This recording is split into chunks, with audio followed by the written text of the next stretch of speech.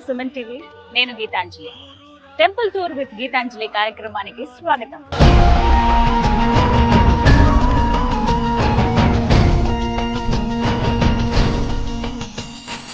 గురువు అంటే మనలో ఉన్నటువంటి అజ్ఞాన అంధకారాలను తొలగించి వెలుగు వైపుకు మనల్ని నడిపించేటువంటి ఒక దిక్సూచి. గురువు అంటే మనకు దైవానికి మధ్య ఉండేటువంటి ఓ గొప్ప వారధి. గురువులని పూజించుకోవడం, స్మరించుకోవడం, దర్శించుకోవడం ఎంతో పుణ్యప్రదం అని చెబుతూ ఉంటారు. ప్రత్యేకంగా ఇవాళ నేనున్నాను ఎంతో సుప్రసిద్ధమైన గురుక్షేత్రం, అదే మంత్రాలయం, శ్రీ గురు రాఘవేంద్ర స్వామి వారి మఠం.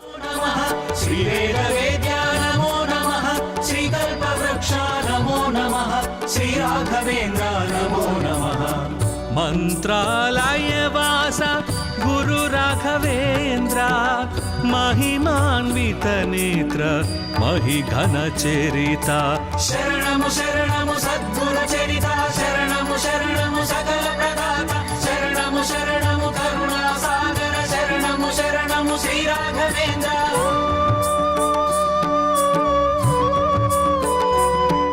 మంత్రాలయం శ్రీ గురు రాఘవేంద్ర స్వామి వారి సన్నిధి తుంగభద్ర నది ఒడ్డున మన కర్నూలు జిల్లాలో ఉంది.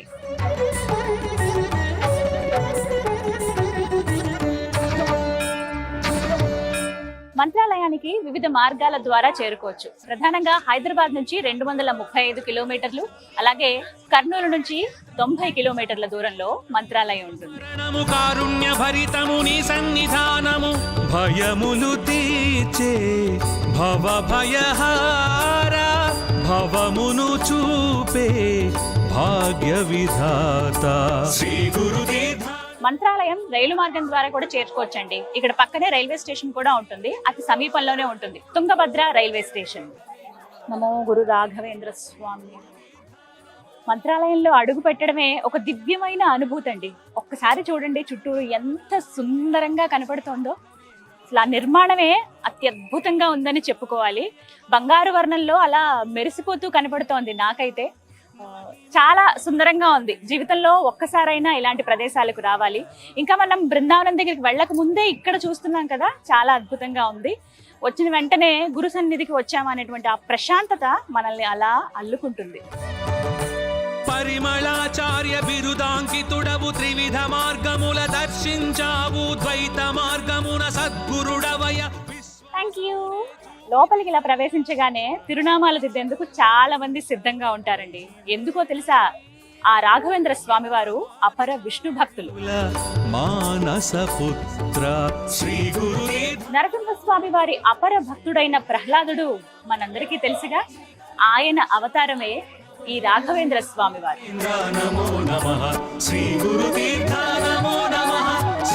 ఆలయ వేళలు ప్రధానంగా ఉదయం 5:30 నుంచి రాత్రి 9 గంటల వరకు అండి. కానీ మధ్యాహ్నం 2 గంటల నుంచి 4 గంటల వరకు మూసివేస్తారు.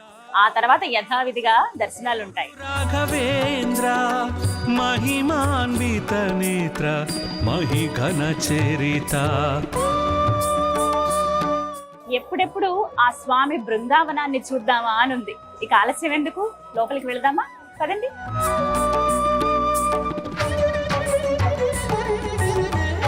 లోపలికి అడుగు పెట్టగానే వెండి ద్వారాలు మనల్ని ఎంతగానో ఆకర్షిస్తాయండి. ఒక్క నిమిషం ఉండి అలా చూసి అడుగు పెట్టాలనిపిస్తుంది అనమాట. చూడండి ఎంత బాగున్నాయో.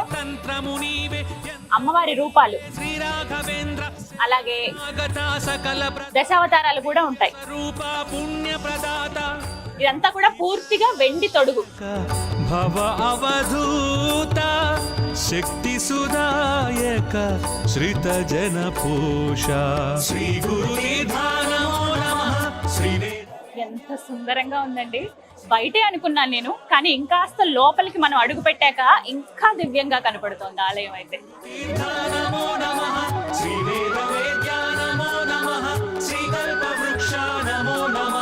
మఠంలో అందరికీ ఉచిత దర్శనమేనండి. ఇంకా ఏమైనా ప్రత్యేకమైన సేవలు చేయించుకోవాలి, మేము స్వామివారి సన్నిధిలో కాసేపు గడపాలి, ప్రత్యేక దర్శనం కావాలి అనుకున్నప్పుడు 1000 రూపాయలు అంతకు పైన ధర ఉంటుందన్నమాట. అవి చెల్లించి ముందుగానే మనం నమోదు చేయించుకుని దర్శనానికి వెళ్ళొచ్చు, సేవలో కూడా పాల్గొనవచ్చు.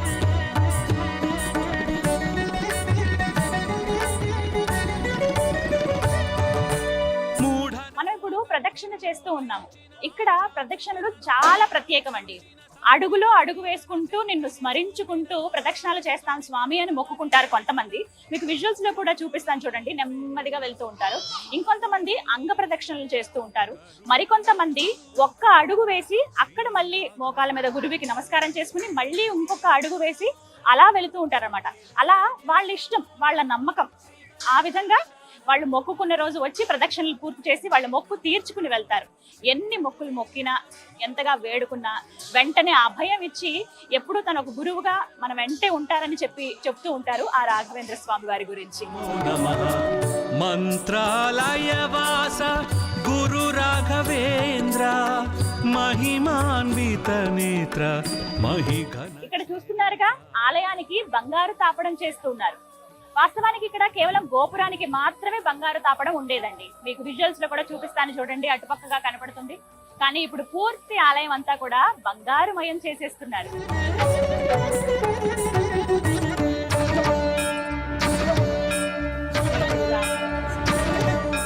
సర్వ దుఃఖహర నా ప్రదక్షిణ అయితే పూర్తయింది. ఇక దర్శనం చేసుకుందామా?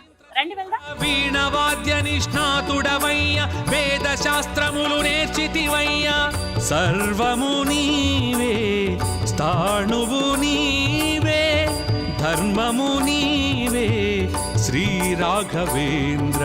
శ్రీ గురుదేవా నమో నమః, శ్రీ వేద వేద్యా నమో నమః, శ్రీ కల్పవృక్ష నమో నమః, శ్రీ రాఘవేంద్ర నమో నమః, శ్రీ గురుతీర్థ నమో నమః, శ్రీ వేద వేద్యా నమో నమః, శ్రీ కల్పవృక్ష నమో నమః, శ్రీ రాఘవేంద్ర నమో నమః. మంత్రాలయవాస గురు రాఘవేంద్ర మహిమాన్విత నేత్ర మహిఘన చరిత. ఎంత చక్కటి దర్శనం అండి. మనసంతా ప్రశాంతంగా హాయిగా ఏదో రిలాక్స్ అయిపోయినటువంటి ఒక భావన. అంతే, గురువుని చూసినప్పుడు మనకు అదే భావన కలుగుతుంది కదా. నాకైతే ఒక్క క్షణం నేను చూసిన ఆ క్షణం కూడా ఏదో ప్రత్యేకమైన లోకంలో ఉన్నానేమో. చాలా ప్రశాంతంగా ఉంది లోపల, ఎక్కడ ఇబ్బంది లేదు, తోసేటాలు హడావిడి ఏం లేదు. నెమ్మదిగా అలా చూసి ఒక గురువుకి ఒక నమస్కారం చేసుకుని రావచ్చు. అయితే ప్రధానంగా గమనించవచ్చు, మనకి అంతరాలయం అంటే లోపల 2 బృందావనాలు మనకు కనిపిస్తాయండి. ఏంటి 2 బృందావనాలు కనిపిస్తున్నాయంటే అక్కడ వివరించి చెప్పారు. ముందుగా ఏదైతే మనం కుడివైపుగా ఉన్నటువంటి బృందావనాన్ని చూస్తామంటే వచ్చేటప్పుడు దర్శించినటువంటి వాదేంద్ర స్వామి బృందావనం, అది వాస్తవానికి రాఘవేంద్ర స్వామి వారి కోసమే ఏర్పాటు చేశారట. కానీ స్వయంగా ఆయన చెప్పారట, ఇది నేను ఉండాల్సింది కాదు, ఇది నా బృందావనం కాదు, నా 5వ తరం ఏదైతే ఉందో వారు ఉండవలసినటువంటి బృందావనం ఇది, నాకు ఈ పక్కనే ఇంకొకటి ఏర్పాటు చేయండి అని చెప్పి స్వయంగా రాఘవేంద్ర స్వామి వారే చెప్పారట. అందుకే లోపల అంటే అంతరాలయంలో మనం చూస్తాం 2 బృందావనాలు. ముందుగా దర్శించుకునేది ఆ రాఘవేంద్ర స్వామిని. మొత్తం పూర్తిగా వెండి బంగారంతో ఉంటారు. స్వామి అందులోంచి మనల్ని పలకరించడానికి, అంటే ఆ గురువు గారు మనల్ని పలకరించడానికి అలా వచ్చి అక్కడ కూర్చున్నారా, ఆసీనులై ఉన్నారా అన్నట్లుగా ఇలా కళ్ళు తెరిచి మనల్ని చూస్తూ ఉంటారు. నిజంగా ఆయన్నే చూసామా, ఆయన చూపు మన మీద పడింది కదా అనేటువంటి భావన మనందరికీ కలుగుతుంది. ఒక్క క్షణం ధ్యానం చేసుకుని నమస్కరించుకుని అలా సంతోషంగా బయటికి రావటమే. శ్రీకృష్ణ తత్వముని దివ్య రూపము ఓం శాంతి ధామముని భవ్య క్షేత్రము ఓంకార తేజముని నామ స్మరణము కారుణ్య భరితముని సన్నిధానము భయములు. అలా దర్శనం చేసుకుని బయటకు వచ్చిన తర్వాత ఇంకా తనివి తీరకపోతే ఇలా ఇక్కడ వెనక నుంచి కూడా మనం బృందావనాన్ని వీక్షించవచ్చండి. ఇక్కడి నుంచి చూస్తే ఒక అద్భుతం కనపడుతుంది. ఏంటో తెలుసా, బృందావనం అంతా ఒక మాదిరిగా నిర్మాణ శైలి ఉంటే వెనక పక్క చివరన మనకి మసీదులకి ఏ విధంగానైతే పైన నిర్మాణం ఉంటుందో అదే విధంగా కనపడుతుంది. దానికి కారణం ఏంటో తెలుసా, ఇప్పుడు ఉన్నటువంటి ఈ బృందావనం, ఈ ప్రాంతం అంతా కూడా, అంటే ఇంతకు ముందు మంచాల అని పిలిచేవారు ఈ ప్రాంతాన్ని, ఇప్పుడు మంత్రాలయం అంటున్నారు. ముందు ఇదంతా కూడా ఆదోని నిజాం ప్రభువు ఆయనే పాలించేవాళ్ళు. అయితే ఆయన కానుకగా ఇచ్చారట రాఘవేంద్ర స్వామి వారికి. దానికి గుర్తుగా నా బృందావనం పైన ఇలా మసీదుకు సంబంధించినటువంటి ఒక చిహ్నాన్ని కూడా మీరు నిర్మించండి అని చెప్పి స్వయంగా రాఘవేంద్ర స్వామి వారే వారి శిష్యులకి తెలియచేశారట. అందుకు మనకి ఇక్కడ ఇలా కనపడుతుందన్నమాట.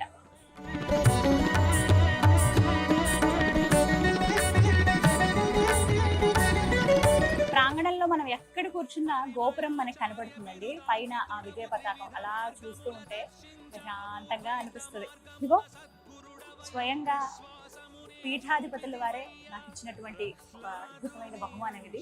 చాలా సంతోషం అనిపించింది. అసలు వారిని చూడటము, వారి చూపు మన పైన పట్టమే ఒక దివ్యమైన అనుగ్రహం అండి. అది స్వయంగా రాఘవేంద్ర స్వామి వారి అనుగ్రహంగా నేను భావిస్తున్నాను. వారితో కూడా మాట్లాడాం కాసేపు, చాలా సంతోషం అనిపించింది. ఇగో నాకు ఇలా చీర పెట్టారు. అలాగే ఇక్కడ ప్రధానంగా అక్షింతలు ఇస్తారు, మనమే పైన వేసుకోవచ్చు, మనం దీవిస్తారు కూడా అనమాట. అలాగే పట్టిక బెల్లం, ఇవన్నీ ప్రసాదాలు అనమాట. స్వామి దీవెన ఇదిగో నాకు అందించినవి ఇవి. ఒక మొమెంటం రాఘవేంద్ర స్వామి వారిది. మంత్రాలయ దర్శని అని పూర్తిగా అసలు ఈ మంత్రాలయం గురించి, రాఘవేంద్ర స్వామి వారి గురించి, ఆయన అసలు పూర్వజన్మలో ఏంటి, ప్రహ్లాదుల వారి అని చెప్పాను కదా, దానికి సంబంధించినటువంటి, అంటే ఈ ప్రాంతానికి కూడా చాలా విశిష్టత ఉంది. అవన్నీ కూడా ఈ పుస్తకంలో ఉంటాయి. ఇక్కడ ప్రధానంగా చెప్పాలి కన్నడంలో అనమాట. పూర్తిగా ఇక్కడ దాదాపుగా 90% వరకు కన్నడ వాళ్ళే ఉంటారు, 10% మాత్రమే తెలుగు వాళ్ళు కనిపిస్తారు మనకి. కాకపోతే తెలుగులో మాట్లాడే వాళ్ళు చాలా మంది ఉన్నారు, పూజారులు కావచ్చు, అంటే అర్చన చేసే వాళ్ళు కానీ, మిగతా పీఠాధిపతి కూడా తెలుగులో మాట్లాడారు నాతో. వారు కూడా, వారికి అన్ని భాషలు వచ్చు, ప్రత్యేకంగా తెలుగు వారా అని అడిగి తెలుగులోనే మాట్లాడారు. ఇదిగో ఆడపిల్లలు ఇంటికి వస్తే ఖచ్చితంగా ఇస్తారుగా, గురువే నాకు అందించారని భావిస్తున్నాను. అదృష్టం నిజంగా. భవ అవధూత శక్తి సుదాయక శ్రిత జన పోష శ్రీ మొత్తం ప్రాంగణం అంతా కూడా అలా మనం నెమ్మదిగా నడుచుకుని వెళ్తుంటేనండి ఏదో తెలియని భావన. అలా వెళ్తూ ఉంటే నన్ను ఒక ప్రాంతం ప్రత్యేకంగా ఆకర్షించింది. అక్షయ పాత్ర అని రాసింది ఇక్కడ. ఇక్కడ ఏంటంటే సాధారణంగా ఆలయాలకు వచ్చినప్పుడు ఉండిలో డబ్బులు వేస్తాం, లేదంటే ఆలయ అభివృద్ధి కోసము వారు ఏమైనా కార్యక్రమాలు చేస్తే వాటికంటూ ప్రత్యేకంగా మనం కొంత డబ్బుని డొనేషన్ అలా ఇస్తూ ఉంటాం కదా. ఇక్కడ డబ్బు విషయం కూడా ఉంటుంది, అంటే డొనేషన్స్ కూడా ఉంటాయి. కానీ ఇంకా ప్రత్యేకంగా ఎవరైతే అన్నదానానికి ఇద్దామని అనుకుంటారో వాళ్ళకి ఇది ఇంకా స్పెషల్ అండి.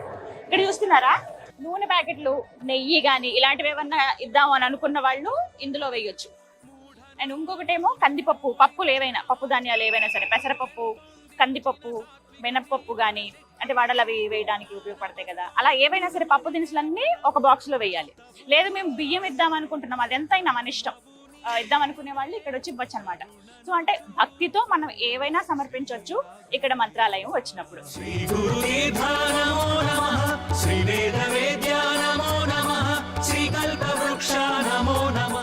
ఎంత చక్కగా ఉన్నారో చూసారా, ఆ వెండి ఉయ్యాలలో స్వామి ఎలా ఊగుతున్నారు. ఇదంతా కూడా భజన మండపం అండి. ప్రతి ఒక్క భజనలు ఇక్కడ జరుగుతాయి. ప్రతిరోజు ఏదో ఒక విశేషం ఉండనే ఉంటుంది. ఇక్కడ ఇంకొకటి ఏంటంటే చాలా ప్రత్యేకంగా చెప్పుకోవాలి, ఇప్పుడు కృష్ణ భగవానుడు అలాగా ఉయ్యాల ఊపుతున్నారు కదా, కొద్దిసేపు అయిన తర్వాత సుమారుగా ఇక్కడ రథోత్సవం జరుగుతుంది. అంటే స్వామికి ఉన్నటువంటి రథాలు ఒకసారి చెప్పుకోవాలి, చక్కగా ఉంటుంది వెండి రథం, 2 స్వర్ణ రథాలు ఉంటాయి. ఆ అన్ని రథాల్లో స్వామి అంటే ముందు జన్మ ఆయన ప్రహ్లాదుడుగా ఇక్కడ అందరూ భావిస్తారనమాట. ఆ స్వామి అలాగా ఊరేగింపు అయిపోయిన తర్వాత రథంలో అలా విహరించి మొత్తం ఆలయం చుట్టూ విహరించి వచ్చిన తర్వాత ఇక్కడ వచ్చి కాసేపు ఉయ్యాల్లో కూర్చుని ఊగుతారనమాట. అది చూడడానికి నిజంగా 2 కళ్ళు సరిపోవు, కానీ చాలా బాగుంటుంది చూడటానికి. మీరు సాయంత్రం వేళ వస్తే బృందావనం అంటే మంత్రాలయానికి అద్భుతం అండి, తీరిక చేసుకుని రండి, చాలా బాగుంటుంది. వేద శాస్త్రములు నేర్చితివయ్య సర్వము నీవే స్థాణువు నీవే. మంత్రాలయం రాఘవేంద్ర స్వామి వారి సన్నిధిలో గురు పరంపరని మనం ఒకసారి గమనించొచ్చండి. ఒక బోర్డు పైన మొత్తంగా ఈ ఆలయాన్ని గురించి చెప్పేటప్పుడు కూడా ఒక మాట చెప్తూ ఉంటారు, జగద్గురు శ్రీమాన్ మధ్వాచార్య మూల మహా సంస్థానం అని చెప్పి. ఆ గురు పరంపరకి సంబంధించినటువంటి లిస్ట్ ఏదైతే ఉందో మొత్తం 54 మందికి సంబంధించిన పేర్లు ఇలా బోర్డు పైన మనం గమనించవచ్చు. ఇంకొకటి మంత్రాలయంలో ఏంటంటే ఏ స్వాముల వారు ఎంతకాలం పాటు మఠాధిపతులుగా ఉన్నారో వారి సంఖ్య చెబుతూ, అంటే ఏ సంవత్సరం నుంచి ఏ సంవత్సరం వరకు ఉన్నారో చెబుతూ వాళ్ళకి సంబంధించినటువంటి బృందావనాలు ఇక్కడ ఏర్పాటు చేశారనమాట. ఇక్కడ చూడొచ్చు, ఇక్కడ నుంచి మనం గమనించవచ్చు, పైన వెండి తొడుగుతోటి ఏర్పాటు చేసిందే. ఇగో పేరు, ఎవరికి వారికి పేరు చాలా క్లియర్ గా రాశారు. శ్రీ సుజయీంద్ర తీర్థ శ్రీపాదుల వారు 1963 నుంచి 1986 వరకు వారు మఠాధిపతులుగా ఉన్నారనమాట. ఇలా ప్రతి ఒక్కటి ఓపికగా చూడాలే గాని చాలా మనకి ప్రతి ఒక్క విషయం తెలుసుకోవచ్చు అనమాట. అలా నెమ్మదిగా నడుచుకుంటూ ఒక్కొక్క స్వామి గురించి మనం తెలుసుకోవచ్చు, గురువు గారులు అనమాట.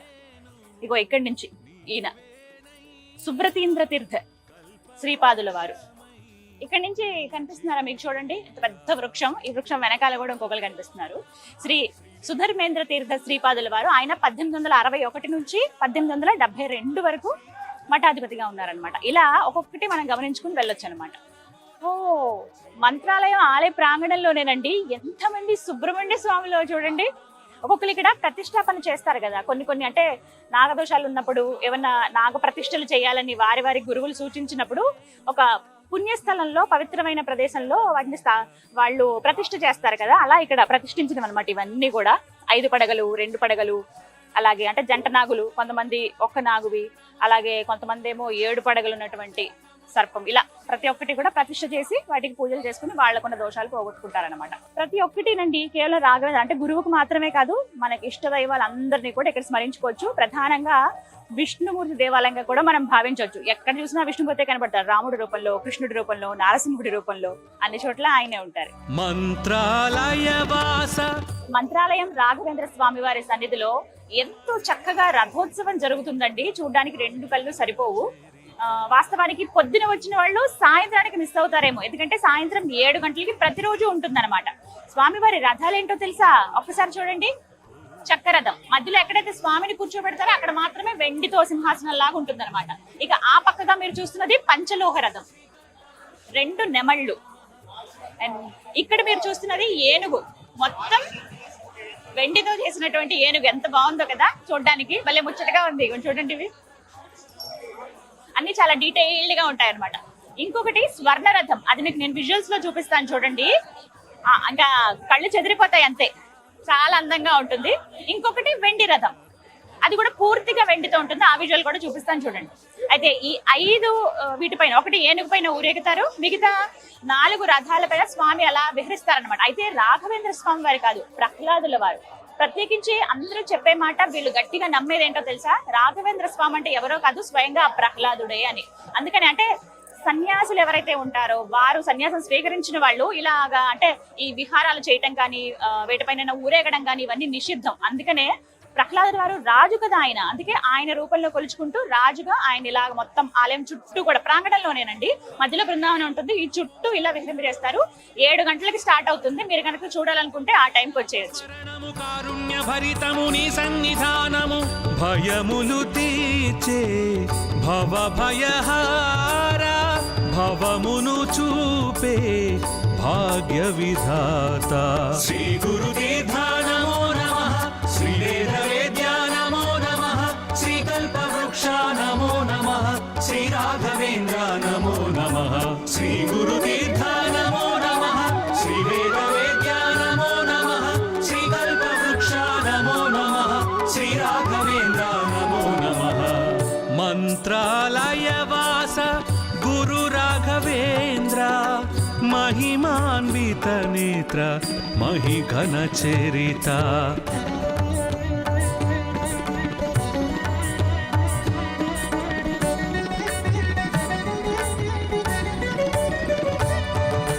పరిమళాచార్య బిరుదాంకితుడవు, త్రివిధ మార్గముల దర్శించావు, ద్వైత మార్గమున సద్గురుడవయ, విశ్వాసమునే చూపితివయ్య, ప్రహ్లాదుని అంశ నీవే.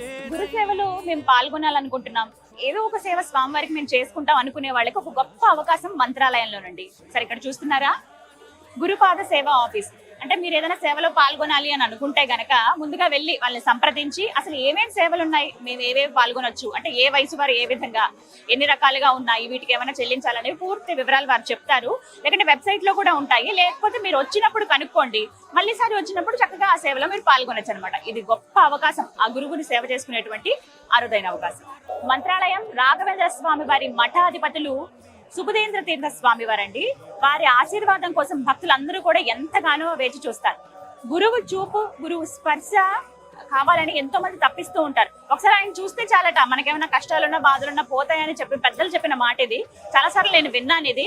వాళ్ళ పాద స్పర్శ తగలడం అది గొప్ప అదృష్టంగా భావిస్తారు. అయితే ఎవరైతే భక్తులు వస్తారో వాళ్ళకి ఒక మంచి అవకాశం ఏంటో చెప్పనా, ఒకవేళ మీరు మంత్రాలయం వస్తే ఉదయం 11 నుంచి 12:30 గంటల మధ్యలోనండి, ఇదే ప్రాంతంలో ఇక్కడ మీరు గమనిస్తున్నారా 14 అని రాసింది, పూజ్యశ్రీ స్వామీజీ రూమ్ ఇది. ఇక్కడే ఉంటారు వారు ఇక్కడి నుంచి ఇక్కడ కూర్చుంటారు. ఒక టేబుల్ పైన అక్షతలు, అలాగే పటిక బెల్లం ప్రసాదము, ఇవన్నీ, అలాగే బ్లౌజ్ పీసులు, అలాగే పంచులు, ఇవన్నీ పెట్టి ఉంటాయి స్వామివారి దగ్గర. ఎవరైతే భక్తులు ఒక్కొక్కరు వస్తారో వాళ్ళ శుభకార్యాలు ఏవైనా కూడా, పెళ్లి కార్డులు గానీ, లేకపోతే ఏమైనా ల్యాండ్ కి సంబంధించి కొత్తగా స్టార్ట్ చేస్తున్నావు గానీ ఏమన్నా ఉంటే వారికి చూపిస్తారు.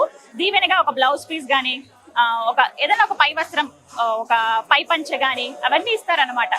కొంతమంది శంకు చక్రాల ముద్రలు కూడా తీసుకుంటూ ఉంటారు. అంటే స్వామి ఆశీర్వాదం ఏదో ఒకలాగా ఉండాలనే ఉద్దేశంతో అనమాట.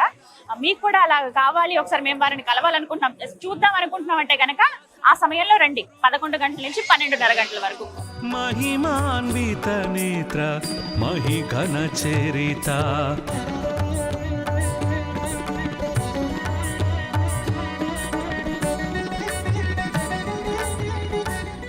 చూసారుగా ప్రాంగణం అంతా ఎంత సందడిగా ఉందో. మంత్రాలయం వస్తే ఇలా ఉంటుందా అని అనిపిస్తుంది కదా.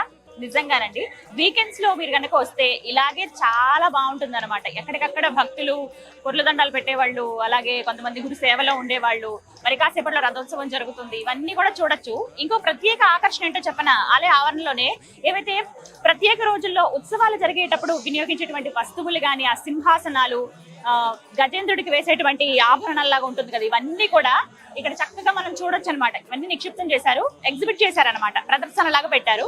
మనం ఒక్కొక్కటి చూసుకుంటూ అలా వెళ్ళొచ్చు అనమాట. మీరు వస్తే మిస్ అవ్వద్దు. ఆలయ ప్రాంగణ బృందావనానికి మీకు కుడివైపుగా కనబడతాయి అనమాట. ప్రదక్షిణ చేస్తున్నప్పుడు చూడొచ్చు. మంత్రాలయ వాస గురు రాఘవేంద్ర. మంత్రాలయం స్వామివారి ఆవరణలోనే తులాభార మండపం ఉంటుందండి. ఇగో ఇక్కడ మీకు కనిపిస్తుంది కదా, చూడండి. అక్కడి నుంచి తులాభారం ఏంటంటే ఎవరైతే భక్తులు మొక్కుకుంటారో వాళ్ళు ఎంత బరువు ఉన్నారో అంత ద్రవ్యాలని స్వామికి సమర్పిస్తారనమాట. అంటే తినే వస్తువులే కావచ్చు, కొంతమంది స్తోమత కలిగిన వాళ్ళు, ఇద్దాం అనుకున్న వాళ్ళు, మొక్కుకున్న వాళ్ళు చిల్లర నాణ్యాలు కూడా ఇస్తారనమాట. అంటే డబ్బులు కూడా ఇస్తారు కొంతమంది, లేదంటే కొన్ని పదార్థాలు ఇచ్చి అలా తులాభారం తూగి అవి స్వామికి సమర్పిస్తారనమాట. హర సర్వశాస్త్రధర సత్య పరాత్పర సుధీంద్ర తీర్థ వీణ వాద్య నిష్ణాతుడవై. మంత్రాలయం రాఘవేంద్ర స్వామి వారి మఠంలో అన్ని అద్భుతాలే కదా. నిజమేనండి. మీరు అలా ప్రదక్షిణ చేస్తూ వస్తుంటే మీకు మ్యూజియం అని కనపడుతుంది ఉత్తర ద్వారం దగ్గర. ఒకసారి చూడండి, ఇక్కడ ఇది ఉత్తర ద్వారం, మ్యూజియం కి వెళ్లే దారి అనమాట. సో మీరు ఒకవేళ అద్భుతాలు ఏమైనా చూడాలి అని అనుకుంటే గనక మ్యూజియం కి వెళ్ళొచ్చు. నేను వెళ్తాను, మీకు కొన్ని చూపిస్తాను. అంటే పూర్తిగా నేను చూపించలేకపోవచ్చు, కొన్ని అమూల్యమైన మీకు చూపించే ప్రయత్నం చేస్తాను. పదండి మ్యూజియం కి వెళ్దాం.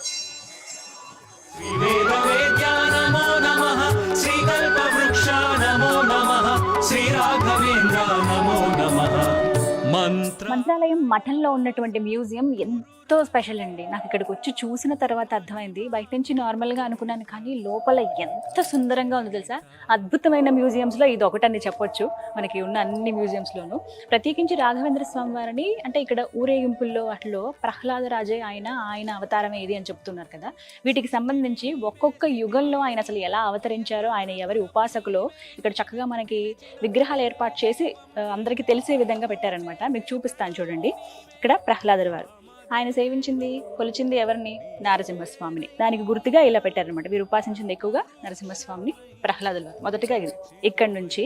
ఆ తర్వాత కృష్ణావతారంలో కృష్ణుడిని ఎక్కువగా ఉపాసన చేసింది ఎవరు? ఇదంతా కూడా ద్వాపర యుగంలో బాహ్లిక అనేటువంటి రాజు ఈయన. వీరి విగ్రహం ఇక్కడ. వేదవ్యాసుల వారు, వారిని ఉపాసన చేసింది ఎవరంటే వ్యాసరాజుల వారు. వీరు కొన్నేళ్ల పాటు విజయనగర సామ్రాజ్యాన్ని పరిపాలించారు, దగ్గర 12 సంవత్సరాలు.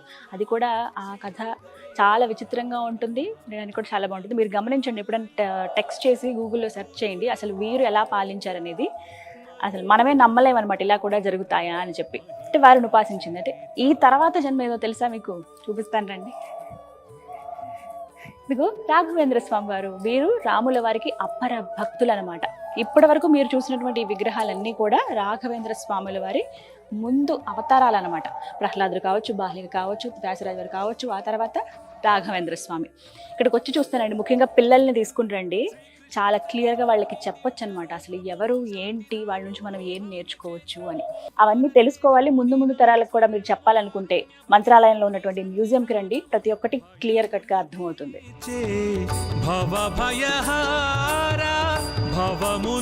ఓపికతో మీరు రావాలే కానీ దగ్గర మీకు ఒక గంట సమయం అయితే ఖచ్చితంగా పడుతుందండి. ఒకవేళ చదివి ఒక్కొక్కటి పిల్లలకి చెప్పాలంటే కనుక ఒక పూట పడుతుంది. ఎందుకు ఈ మాట అంటున్నానంటే, ఒక్కొక్కటి చూసుకుంటూ వెళ్తేనే ఇందులో ఇంత చరిత్ర ఉందా, ఇంత తెలుసుకోవాలా మనం అని అనిపిస్తుంది. ఇదైతే ఖచ్చితంగా మన పిల్లలకి, వాళ్ళ పిల్లలకి, అంటే ముందు తరాల వాళ్ళకి చాలా బాగా ఉపయోగపడుతుంది. మనం డైరెక్ట్గా అలా గూగుల్లో అలా చెప్పలేము. కొన్ని విషయాలు, కొన్ని ఆధారాలు కావాలంటారు, కొన్ని పిక్చర్స్తో చెప్తే అర్థమవుతుంది కదా. అలా ఇక్కడ చూస్తే చాలా క్లియర్గా ఉంది. నాకైతే కాసేపు ఇక్కడే ఉండాలని ఉంది.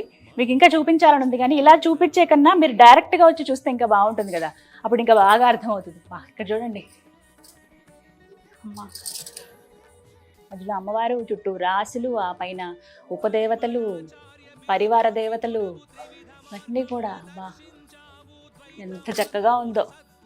చక్రాబ్జ మండలం అంటారట. అద్భుతం అండి. ఇంతే, ఎన్నిసార్లు చెప్పినా నేనైతే అదే మాట చెప్తాను. డెఫినెట్గా రండి, మ్యూజియంని ఒకసారి చూడండి, మీ పిల్లలకు కూడా చూపించండి. సాహిత్యం, సంస్కృతి, సదాచారం, సంప్రదాయం, సద్ధర్మాల భవ్య స్వరూపాలన్నీ కూడా మనం ఈ మ్యూజియంలో గమనించవచ్చండి. విశ్వకర్త వైభవాన్ని మనం చూసి మనం మురిసిపోవచ్చని చెప్పుకోవచ్చు. ఎంత అందంగా ఉన్నాయంటే మాటలో చెప్పలేం, అందరూ వచ్చి చూడాల్సిందే. ఈ మ్యూజియం ఒక అద్భుతం. ఓం శ్రీ గురు రాఘవేంద్రాయ నమః.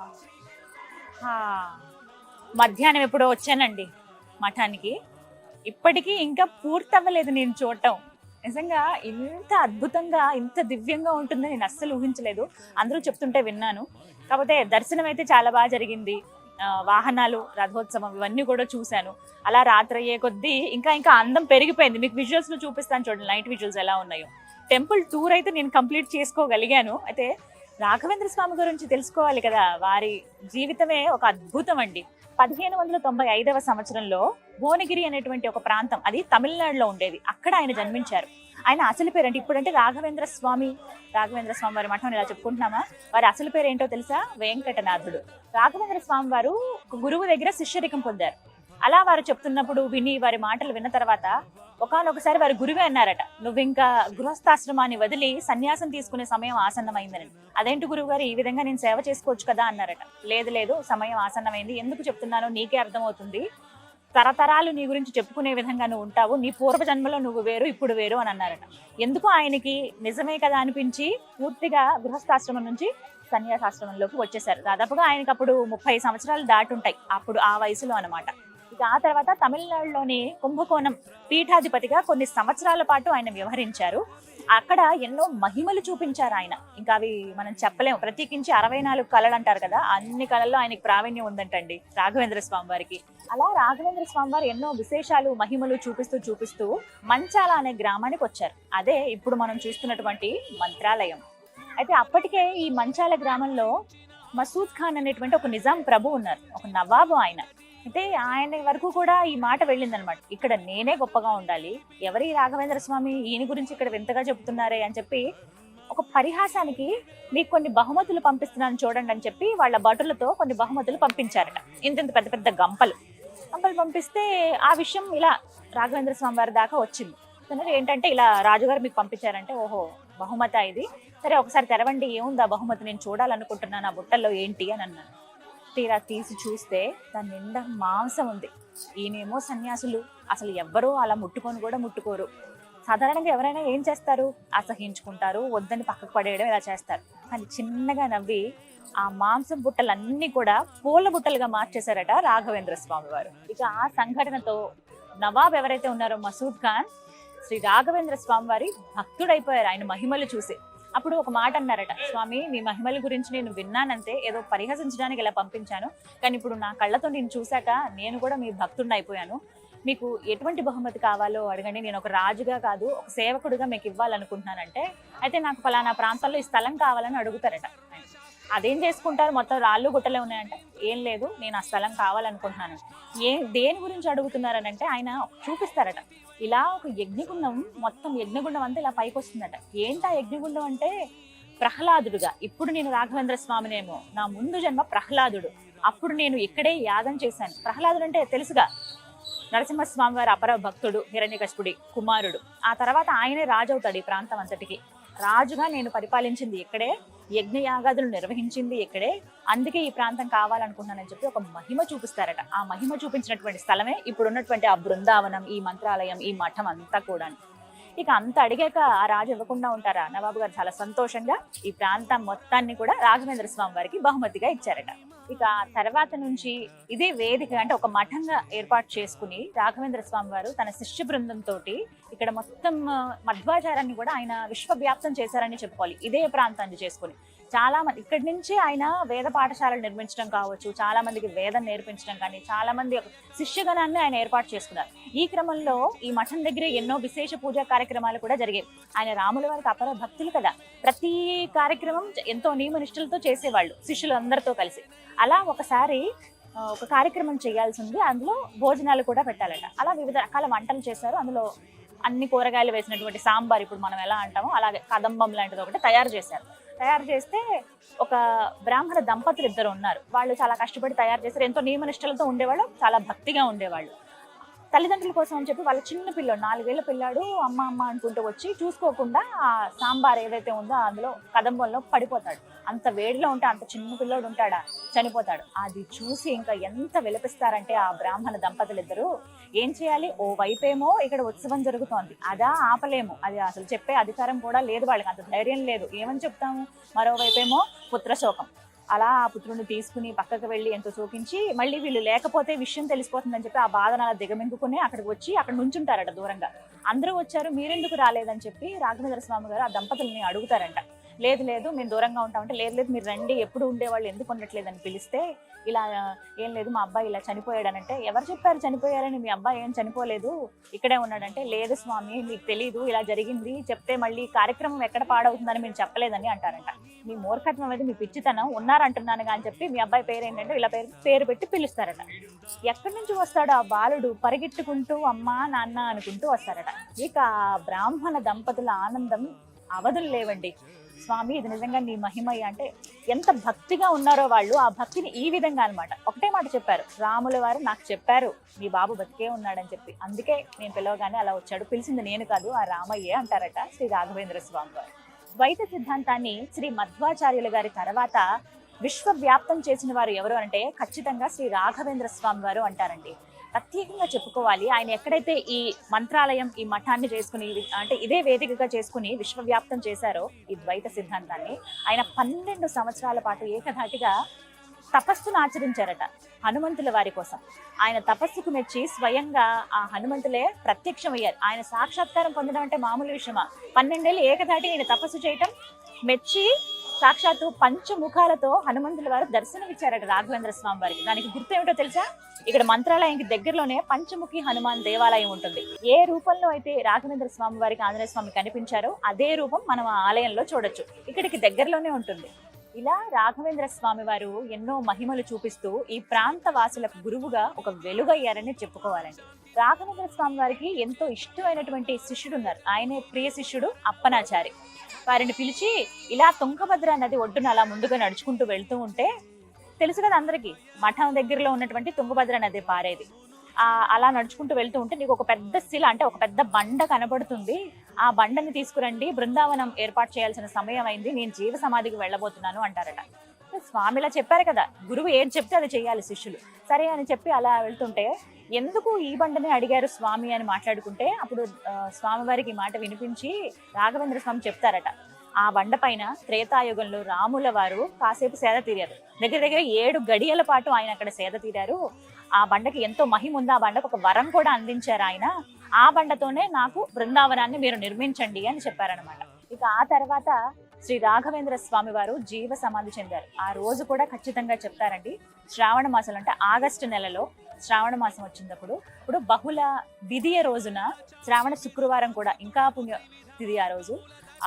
అటువంటి పుణ్య క్షణాల్లోనే ఆయన జీవ సమాధి చెందారని చెప్తారు. ఇప్పుడు మనం చూస్తున్నటువంటి ఆ మఠం ఏదైతే ఉందో, లోపల ఉన్నటువంటి ఆ బృందావనంలో ఇప్పటికీ రాఘవేంద్ర స్వామి వారు ఉన్నారు. ఆయన పలుకుతారు, మనం చెప్పింది వింటారు, మనల్ని దీవిస్తారని అందరూ నమ్ముతారు. శ్రీ రాఘవేంద్ర స్వామి వారు బృందావన ప్రవేశం తర్వాత కూడా ఎన్నో మహిమలు చూపించారని చెప్తారు. స్వయంగా ఆయనే వచ్చి మాట్లాడారని కూడా అంటారు. దీనికి నిదర్శనం ఏంటో తెలుసా? ఎప్పుడైతే ఆయన జీవ సమాధి చెందారో ఆ తర్వాత మొత్తంగా, అంటే వీరికి సంబంధించిన భూములు ఏవైతే ఉన్నాయో, ముందు నిజాం నవాబు ఇచ్చారు కదా ఈయనకి ప్రాంతం అంతా కూడా, అంటే స్వామి ఎలాగో లేరు కాబట్టి ఇదంతా కూడా బ్రిటిష్ వాళ్ళకి చెందుతుంది, మీకు అసలు సంబంధం లేదని చెప్పి వాళ్ళందరూ ఇది మాకు సంబంధించిన నెల అని అన్నారట. అదేంటి కాదని శిష్య బృందం ఎంత చెప్తున్నా వినలేదు.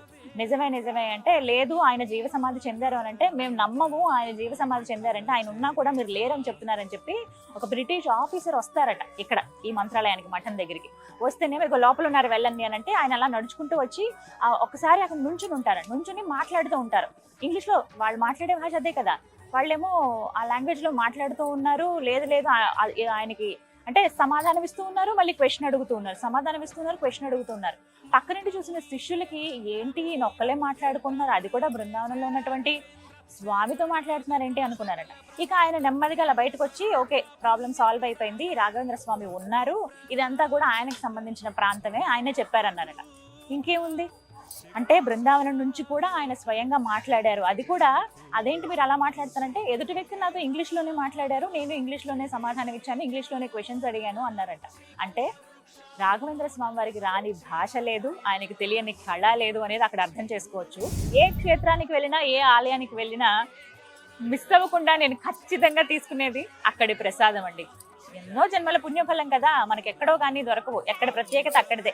ఇక శ్రీ రాఘవేంద్ర స్వామి వారి ప్రసాదం రుచి చూడాలంతే జీవితంలో ఒక్కసారైనా. ఇక్కడ స్వామివారి ప్రసాదాన్ని పరిమళ ప్రసాదము అంటారు. లైన్ లో చాలాసేపు కష్టపడి నుంచుని తెచ్చుకున్నానండి. ఎంత పెద్ద లైన్ ఉందో తెలుసా? స్వామివారి ప్రసాదం కోసమే ప్రత్యేకంగా వచ్చి నిలబడతారు అక్కడ. చాలా అంటే ప్యాకెట్స్ లో మనకు అందుబాటులో ఉంటుంది, అలా వచ్చి తీసుకువెళ్తూ ఉంటారు అనమాట. ఒకసారి చూపిస్తాను చూడండి. నిర్మూలించిన ఆధ్యాత్మికతను పెంపొందించిన ఒకటి పెద్ద ఎక్కువ మనం తీసుకున్నప్పుడు ఇలా ఒక కవర్ ఇస్తారు మనకి. ఇగో రాఘవేంద్ర స్వామి వారి ముద్రణ ఉంటుంది, అలాగే ఇంకొక చిన్న కవర్ లో మనకి ఇస్తారనమాట. ఇది ప్లాస్టిక్ కాదండోయ్, ఇక్కడ చాలా క్లియర్ గా రాసింది ఐఎమ్ నాట్ ప్లాస్టిక్ అని. ఇది బయోడిగ్రేడబుల్ కవర్స్ అంటారు కదా, అదనమాట, ప్లాస్టిక్ కాదు. ఇలా దగ్గరికి రండి చూపిస్తాను. ఇదే రాఘవేంద్ర స్వామి వారి దివ్య ప్రసాదం, పరిమళ ప్రసాదం. రుచి చూద్దాం. స్వామి రాఘవేంద్ర గురు రాఘవేంద్ర మహిమాన్విత నేత్ర మహిఘన చేరి. ఎంత బాగుందో. జీడిపప్పులు, కిస్మిస్లు అవన్నీ వేస్తారు. బొంబాయి రవ్వ ఉంటుంది కదా, అవి బాగా ఉడికించి పాలల్లో ఉడికించి కొంచెం పంచదార అవి వేసి దగ్గరికి ఇట్లా పీసెస్ లాగా కట్ చేస్తారనమాట. రేట్ కూడా అందుబాటు ధరలోనే ఉంటుంది. 4 పీసులు 30 రూపాయలండి. ఇవి మనకి 150 రూపాయల వరకు కూడా అంటే ప్యాకెట్స్ కూడా మనకి ఇలా ప్యాక్ చేసి ఇస్తారు. వేరే ప్రాంతాలకు తీసుకెళ్లే వాళ్ళకి ఇబ్బంది లేకుండా అలా కావాలంటే అలా కూడా తీసుకోవచ్చు. 40 రూపీస్ నుంచి 30 to 40 రూపీస్ నుంచి 150 రూపాయల వరకు ప్యాకెట్ అందుబాటులో ఉంటుంది అనమాట. ఎంత తిన్నా సరే ఇంకా ఇంకా తినాలని అనిపిస్తుంది. ఇగో జీడిపప్పులు, కిస్మిస్ అవన్నీ వేశారు. తీపిగా ఉంటుంది, మరీ తీపి కాదు, చాలా చాలా బాగుంటుంది అంతే. శ్రీ రాఘవేంద్ర శ్రీ గురు చూసారుగా, ఆ శ్రీ మహావిష్ణువు అపర భక్తుడైనటువంటి శ్రీ రాఘవేంద్ర స్వామి వారి మహిమలు తెలుసుకున్నారుగా. అలాగే ఈ మఠం అంటే మంత్రాలయంలో ఉన్నటువంటి ఈ మఠం విశేషాలు దాదాపుగా మీకు అందించాననే అనుకుంటున్నానండి. మీరైతే చూడని ప్రదేశాలు ఇంకా చాలా ఉన్నాయి ఇక్కడ మంత్రాలయంలో. వీడియోలో నేను సాధ్యమైనంత వరకు చూపించగలిగాను.